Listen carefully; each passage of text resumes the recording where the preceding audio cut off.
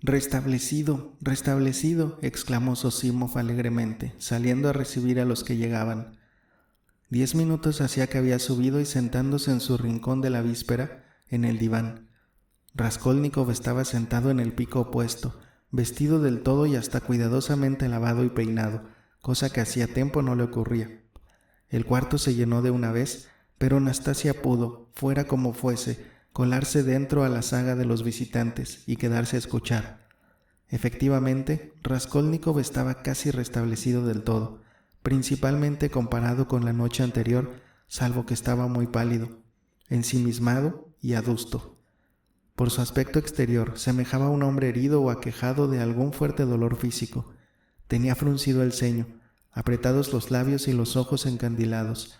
Hablaba poco y de mala gana, como a la fuerza o por cumplir una obligación, y de cuando en cuando manifestaba cierta inquietud en sus gestos.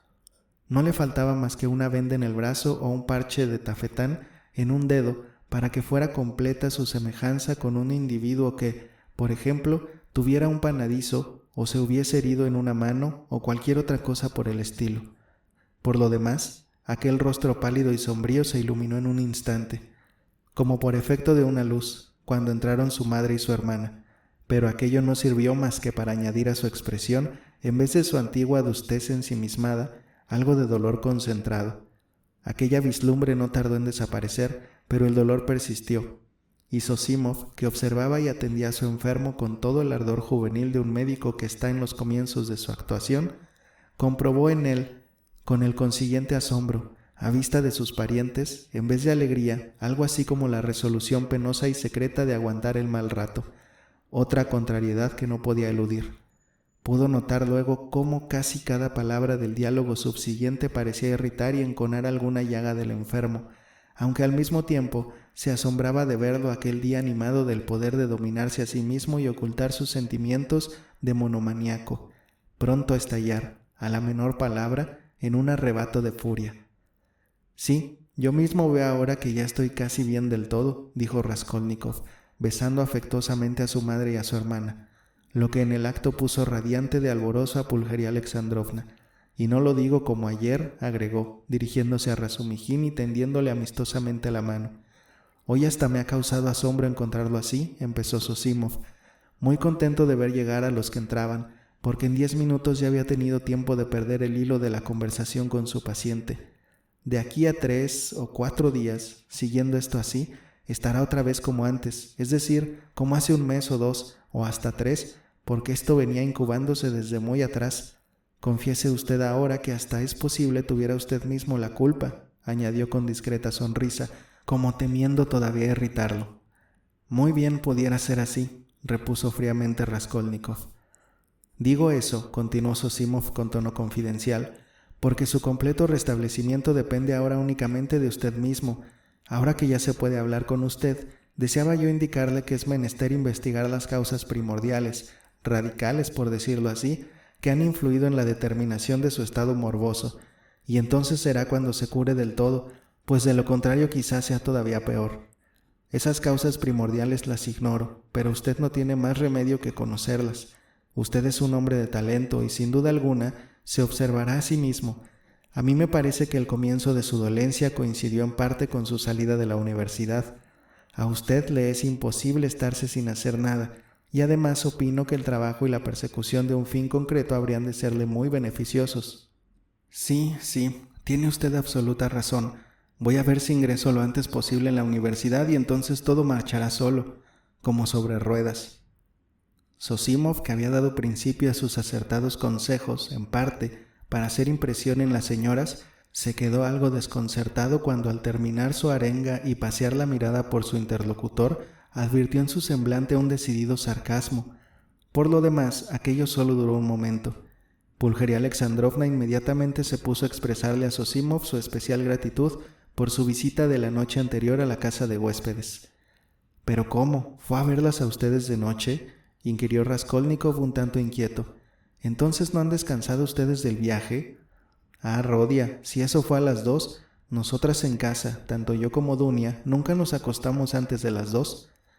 «Tampoco yo sé cómo darle las gracias», siguió diciendo Raskolnikov, que de repente frunció el ceño y bajó la cabeza. Descartando la cuestión de dinero, perdone usted que yo haga mención de esto, dirigiéndose a Zosimov, ignoro qué habré yo hecho para merecer de usted tan particular atención.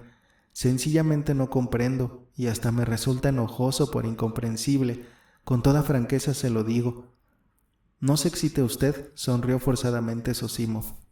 Tenga usted en cuenta que es mi primer cliente y cuando uno de nosotros empieza a practicar su profesión, se encariña con su primer enfermo como si fuera hijo suyo, y algunos casi se enamoran, y yo, ya lo sabe usted, no ando sobrado de clientes. Y no digo nada de ese, añadió Raskolnikov señalando a Razumijin, que solo ha recibido de mí insultos y molestias. No mientas, ¿es que estás hoy sentimental?, gritó Razumijin. De haber sido más perspicaz, hubiera podido ver que no había tal sentimentalismo en absoluto, sino algo totalmente distinto. Pero Avdotia Romanovna lo comprendió así. Atenta y alarmada, no perdía de vista a su hermana. De usted tampoco, mamenka, me atrevo a hablar, prosiguió, como si hubiese aprendido aquella mañana una lección. Solo hoy he podido figurarme aproximadamente cuánto debió usted de sufrir aquí ayer, esperando mi vuelta. Después de proferir esas palabras, de pronto, en silencio y sonriendo, tendió la mano a su hermana, pero en aquella sonrisa se dejó traslucir aquella vez un sentimiento real, auténtico. Dunia cogió y estrechó enseguida con vehemencia la mano que se le tendía, alborozada y agradecida. Era la primera vez que él se dirigía a ella después del disgusto del día antes. El rostro de la madre se iluminó de entusiasmo y felicidad, a la vista de aquella definitiva y tácita reconciliación de ambos hermanos. Ea, por eso es por lo que yo le quiero, murmuró Razumijin, que todo lo ponderaba, retrepándose con fuerza en su silla. Tiene unos arranques. Y qué bien sale todo con él, pensó para sí la madre. Qué prontos tienen tan nobles, y sencillamente con qué delicadeza ha puesto fin a toda aquella desaveniencia suya de anoche con su hermana. Con solo tenderle la mano en un momento y mirarla con cariño. Y qué ojos tan hermosos los suyos, y qué guapísimo es de cara. Es todavía más guapo que Dunechka. Pero Dios mío, hay que ver qué traje tiene puesto, qué horriblemente vestido está. Mejor vestido va Vasia, el dependiente de la tienda de Afanasy Ivanovich. Con qué ganas me abalanzaría ahora a él y lo abrazaría y me echaría a llorar, pero no me atrevo. ¿Cómo es así, señor? Aunque hable con cariño, le temo. ¿Pero por qué le temo? Ah, Rodia, no querrás creerlo, encareció ella de pronto, apresurándose a responder a su observación. Qué mal rato pasamos ayer yo y Dunechka. Ahora que ya todo pasó y se acabó y todos volvemos a ser felices, se puede decir. Figúrate que vinimos corriendo aquí a abrazarte, casi derechitas desde el vagón, y esa mujer, sí, esa. Buenos días, Nastasia. Va y nos dice que tú estabas en cama con fiebre blanca y que acababas de levantarte sin permiso del médico y te habías lanzado a la calle delirando y que habían salido a buscarte. No podrás figurarte lo que eso fue para nosotras. A mí enseguida se me vino a la imaginación el trágico fin del teniente Potanchikov, nuestro conocido amigo que era de tu padre. ¿No te acuerdas de él, Rodia? Que también con fiebre y de un modo análogo se escapó de la casa y fue a caerse en el patio, en un pozo, de donde no lo pudieron sacar hasta el otro día. Pero nosotras sin duda exagerábamos más aún.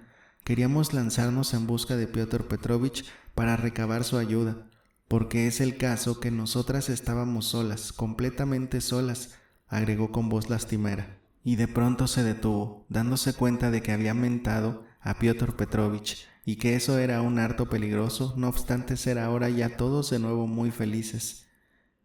Sí, todo eso, sin duda alguna es lamentable, refunfuñó por toda respuesta Raskolnikov, pero con cara tan distraída y poco atenta que Dunechka hubo de mirarlo atónita. No sé qué era lo que yo quería, prosiguió él, haciendo esfuerzos por recordar. Sí, mira, mamenka, y tú, Dunechka, no vayáis a pensar que yo no tenía intención de ir hoy a veros el primero y que aguardaba que vosotras vinierais.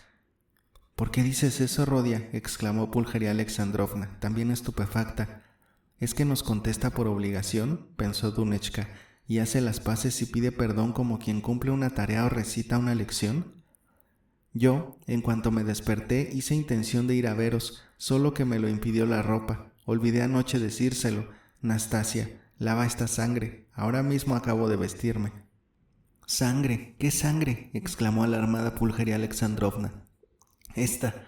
No se inquiete usted, mamenka. Es sangre de anoche, de cuando me fui de aquí con fiebre y hube de encontrarme con un hombre atropellado por un coche, un funcionario. —¿Con fiebre? Pero si tú te acuerdas de todo —le interrumpió Razumihin. —Es verdad —asintió Raskolnikov como con cierta preocupación—. De todo me acuerdo, hasta del más nimio detalle. Pero aguarda, ¿por qué hice yo aquello? ¿A dónde iba? ¿Qué decía? He ahí lo que no acierto a explicarme. —Es un fenómeno harto conocido —intervino Zosimov—. La ejecución del acto suele resultar magistral. Sumamente bien, pero la reconstrucción de los trámites se encuentra alterada y depende de distintas impresiones morbosas, algo parecido a lo que ocurre en el sueño. Después de todo, caramba, estaba bien eso de que me tengan poco menos que por loco, pensó Raskolnikov. Pero eso le sucede también a las personas sanas, observó Dunechka mirando inquieta a Zosimov. Es una observación harto exacta, respondió éste. En este sentido, efectivamente, todos nosotros y con mucha frecuencia resultamos casi dementes, con la sola diferencia de que los enfermos están solo algo más locos que nosotros, porque mire usted, hay que distinguir. Pero es una verdad que no existe el hombre armónico, casi en absoluto. ¿Acaso entre decenas, y puede que entre centenas de millares, solo se encuentre uno, y aún así en ejemplares bastante débiles? Al oír la palabra locos, que Zosimov, preocupado con su tema favorito, había soltado indiscretamente, todos fruncieron el ceño. Raskolnikov continuó pensativo cual si no se hubiese enterado, y con una sonrisa extraña en los pálidos labios, seguía imaginando alguna cosa. —Bueno, ¿y qué fue de ese hombre atropellado? Te interrumpí —exclamó Razumihin. —¿Qué? —repuso aquel, como si despertase. —Ah, sí, bueno, pues que chorreaba sangre al ayudar yo a conducirlo a su casa. Verdaderamente, mamenka, que hice anoche una cosa imperdonable. En realidad estaba anoche atontado, pues no fui, y todos los dineros que usted me había enviado se los di a la viuda para el entierro. Claro que se trata de una pobre mujer tísica, 3 huérfanitos pequeños, muertos de hambre y la casa vacía, y ponga usted además una hija. Quizá usted también se los habría dado si llega a verlos. Yo por lo demás no tenía ningún derecho, lo reconozco, sobre todo sabiendo el trabajo que a usted le había costado reunir ese dinero. Para socorrer al prójimo es preciso empezar por tener derecho a hacerlo, si no, creves, chance si vous n'êtes pas content. Y se echó a reír. ¿No es así, Dunia? No, no es así, respondió Dunia con firmeza. Va, también tú, con buenas intenciones, refunfuñó él, mirándola poco menos que con odio y sonriendo sarcásticamente. Yo estaba obligado a tener eso en cuenta. Bueno, sea como fuere, es loable, para ti, será mejor, y si llegas a un límite del cual no puedas pasar, serás desdichada. Pero, si lo transpones, quizá más desdichada todavía. Aunque al fin y al cabo todo esto es absurdo, añadió irritado, de mal humor por su involuntaria franqueza. Yo solo quería decir que le pido a usted perdón, mamenka, terminó de un modo tajante y brusco. Basta, Rodia, yo estoy segura de que todo lo que tú haces está bien, exclamó la madre alborozada. Pues no esté usted tan segura, replicó él, y frunció los labios en una sonrisa. Siguió un silencio. Algo había de molesto para todos aquellos en aquel diálogo, en aquel silencio y en aquella reconciliación y en aquella demanda de perdón, y todos lo sentían así. Parece como que me tienen miedo, pensó para sí Raskolnikov, mirando de soslayo a la madre y a la hermana. Efectivamente, Pulcheria Alexandrovna, cuanto más duraba en silencio, tanto más se inquietaba. Desde lejos parecía que las amaba, cruzó la mente de él. Oye, Rodia, ¿sabes que Marfa Petrovna murió? Exclamó de pronto Pulcheria Alexandrovna. ¿Que Marfa Petrovna era esa? Oh, Dios mío, pues Marfa Petrovna, la Svidrigailova, te escribí de ella tantas veces. Ya recuerdo. ¿Y de qué murió? Ah, ¿de veras? Y de pronto se estremeció cual si acabara de despabilarse. ¿Con qué murió? ¿Y de qué? Figúrate, de repente, saltó deprisa Pulcheria Alexandrovna, alentada por la curiosidad. Pues cuando yo te estaba escribiendo aquella carta, aquel mismo día se murió. Dicen que ese hombre horrible ha sido la causa de su muerte. Cuentan que le había dado una paliza enorme. ¿Pero así se llevaban?, inquirió él dirigiéndose a su hermana. No, al contrario, con ella era él casi siempre muy sufrido, hasta cariñoso, en muchas ocasiones hasta demasiado condescendiente con su genio, y así durante 7 años, ahora que de pronto se le acabó la paciencia. Según eso, no sería tan terrible cuando aguantó 7 años, pero tú, Dunechka, pareces defenderlo. No, no, era un hombre terrible. Yo no puedo imaginar nada más terrible, repuso Dunia casi con un temblor. Frunció el ceño y se quedó pensativa. Ocurrió eso en su casa, de mañana, siguió diciendo atropelladamente Pulcheria Alexandrovna. Después ella mandó enseguida que enganchasen los caballos para, bien no hubiera comido, dirigirse a la ciudad, porque en esos casos ella se iba siempre a la ciudad. Se sentó a la mesa y comió, según dicen, con mucho apetito.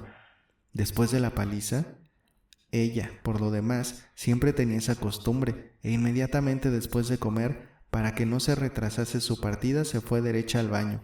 Has de saber que se curaba con baños. En su casa tenían un manantial frío y se zampaba en él regularmente todos los días, y no había hecho más que zambullirse en el agua cuando le dio el ataque.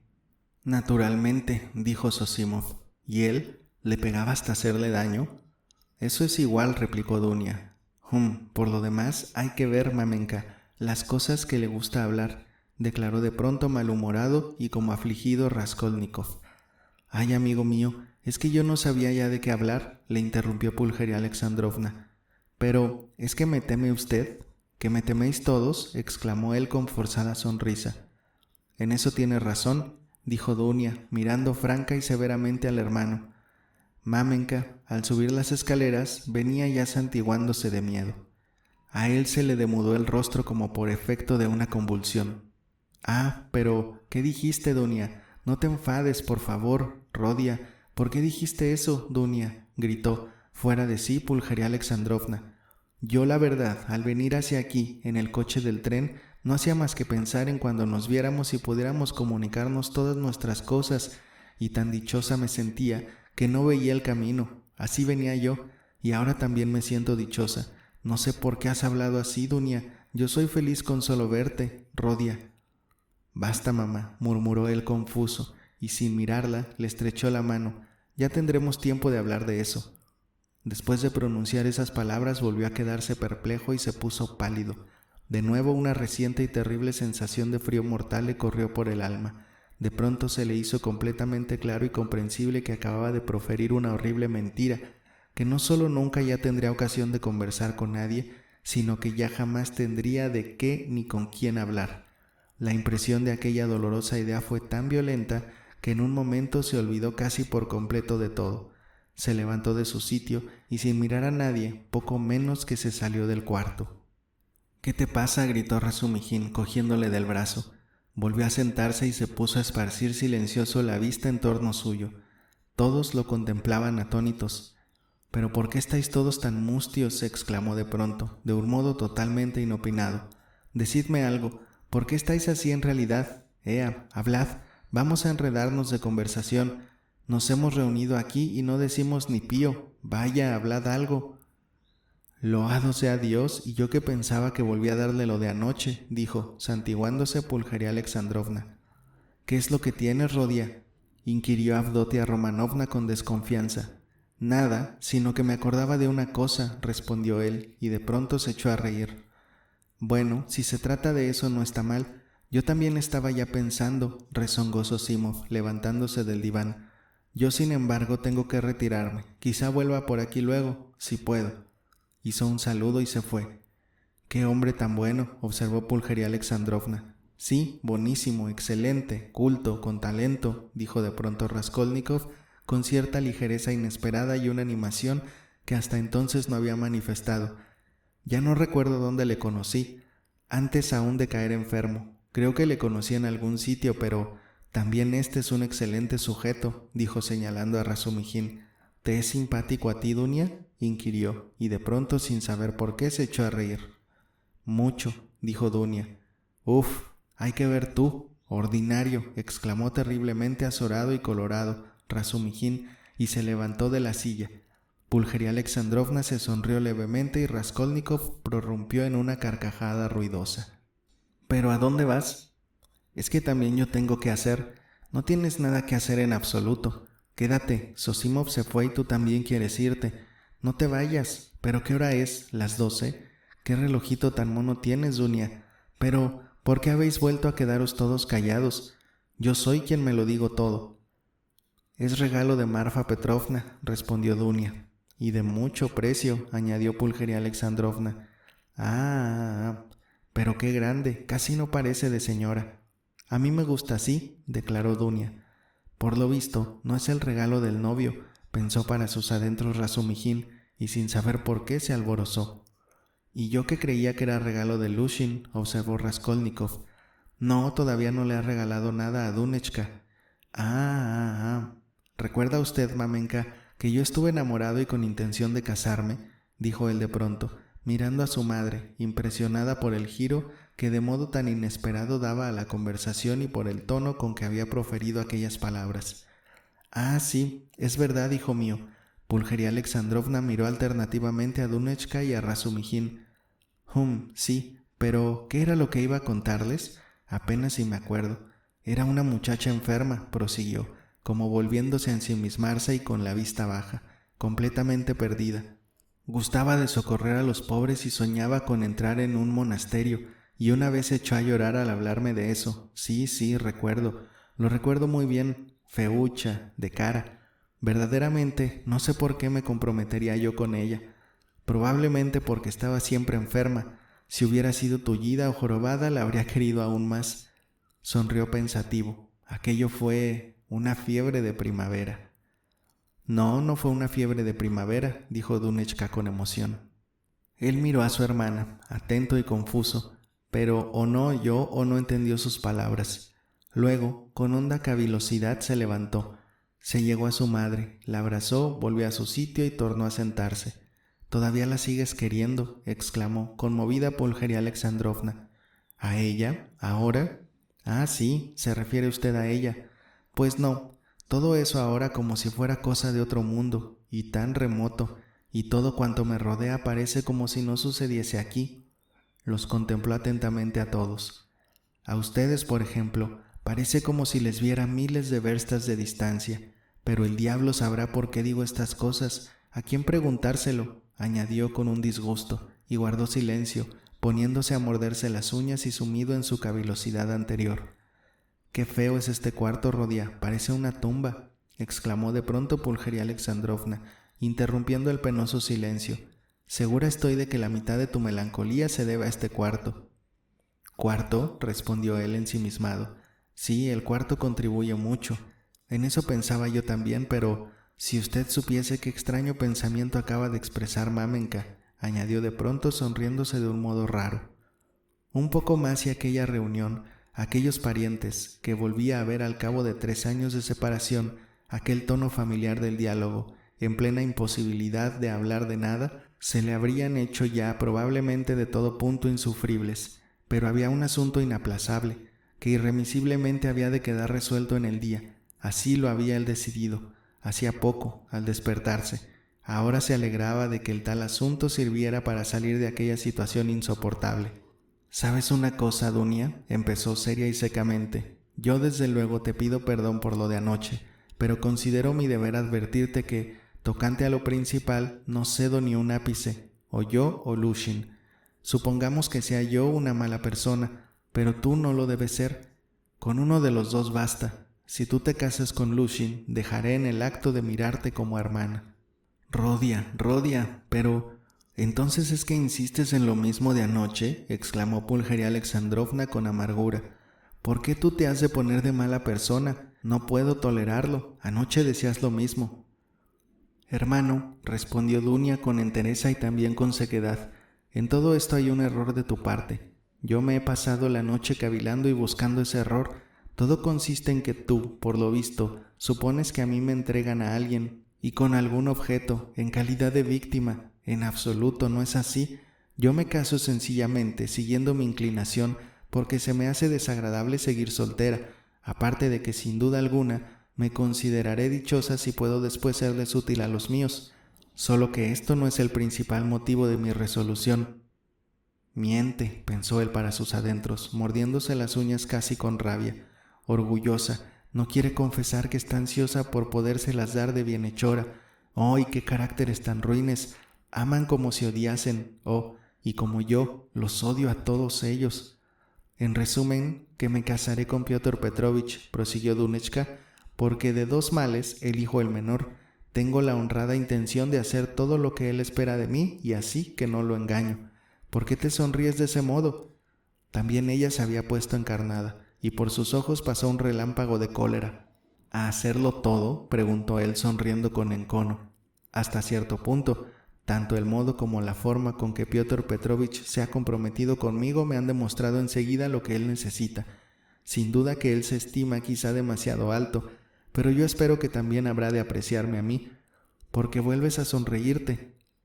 ¿Y tú, por qué vuelves a ponerte encarnada? Tú mientes, hermana, mientes a sabiendas, por simple tosudez femenina, por poner a tus gustos las cosas delante de mí. Tú no puedes sentir respeto por Lushin. Yo lo he visto y he hablado con él. Seguramente te vendes por dinero y seguramente en todo caso te conduces bajamente, y yo celebro que por lo menos puedas aún ruborizarte. No es verdad, no miento, exclamó Dunechka perdiendo toda su serenidad. No me casaría con él de no estar convencida de que él sabe apreciarme y estimarme. Felizmente puedo cerciorarme de esto, sin género de dudas, hoy mismo, y esta boda no es ninguna ruindad, como tú dices. Pero, aun concediendo que tuvieras razón y que yo, efectivamente, estuviera decidida a cometer una bajeza, ¿no sería de todos modos una crueldad el que tú me hablases como me hablas? ¿Por qué tú me exiges a mí ese heroísmo que tú quizá no tengas? Eso se llama despotismo, coacción. Si de alguien causo yo la ruina, será únicamente de mí misma. Todavía no he matado yo a nadie. ¿Por qué me miras de ese modo, Rodia? ¿Qué tienes? ¿Por qué te has puesto tan pálido, Rodia? ¿Qué te dio? Rodia, querido. Señor, lo puso en trance de desmayarse, exclamó Pulcheria Alexandrovna. No, es una tontería, no es nada. Un ligero mareo, pero no un desmayo. La tenéis tomada con los desmayos. Sí. ¿Qué era lo que yo iba a decir? Esto era. ¿De qué modo piensas cerciorarte hoy de que puedes profesar de respeto y de que él te aprecia o no, según dijiste? Creo que dijiste que hoy mismo. ¿He oído bien? Mamenka, dele usted a mi hermano la carta de Piotr Petrovich, dijo Dunechka. Pulcheria Alexandrovna, con trémula mano, le entregó la carta. Con gran curiosidad la tomó él, pero antes de abrirla de pronto y con cierta admiración, miró a Dunechka. Extraño, exclamó, acto seguido, cual si de pronto acabara de asaltar de una nueva idea. ¿Por qué me tomaré yo tantos calores? ¿A qué vienen esos gritos? Anda y cásate con quien quieras.